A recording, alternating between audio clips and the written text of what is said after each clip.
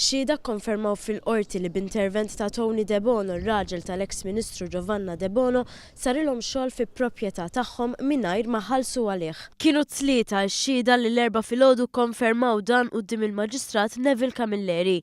Dan meta kompla jinstema' l-każ magħruf bħala tal-Work for Votes.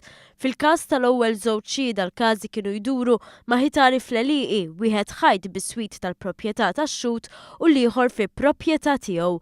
L-ewwel xhud spjega kif mar għand Tony De Bono jispjegalu fuq ħsara li kienet qed issir bix-xita fuq pajsaġġ privat minħabba ħajt. Jum minnhom sab jaħdem lil Joe Kawki, il-whistleblower fil-każ, u meta x-xhieda saqsih x'kienet jagħmel hemm, Kawki wieġeb batni Tony. It-tieni xhud spjega kif il-pulizija marru fuq jkellmuh wara rapport li l-ħajt fuq proprjetà tiegħu qiegħed fi stat ħażin u tawh 3 ijiem ċans biex jirranġah. Dak il-ħin ippanikkjajt ma kellix żmien biex nagħmlu lanqas flus għal ix-xhud u għalhekk kellem lil De Bono li minnu fih kellem lill-pulizija biex ituh iktar żmien. De Bono qallu li se jaqla l-ħajt u jagħtih il-ġebel biex jibnieh imma mhux se jagħtih ħaddiema. Iżda biex iwaqqa l-ħajt batlu lil Joe Kawki.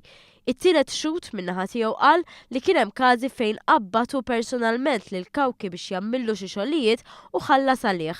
Iżda kien hemm drabi fejn talab lil Tony De Bono biex jirranġalu l-pajsaġġ privat biex jgħaddi makkinarju tar-raba. Xogħol fuq 5 rampi u żewġ pajsaġġi privati saru minn Kawki li batu De Bono u x-xhud ma ħallas xejn. Qed li De Bono jaffaċċja 13 il-kap ta' akkuża fosthom fuq miżappropriazzjoni ta' fondi pubbliċi. Dwar il-każ il-whistleblower Joe Kawki il-menta li kien għadu ma tħallas għal xogħlijiet li jagħmel fil-privat li qabdu De Bono. Kawki kellu jitħallas mal-50,000 euro u malli ħareġ il-każ fil-medja u rċieva biss 10,000 euro. Dwar dan il-każ, il-whistleblower kien mar ikellem lil kap tal-Oppożizzjoni li l-unika risposta li kellu kienet għalfejn baqa' għaddej bix-xogħol jekk kien jaf li kienu se jitilfu l-elezzjoni.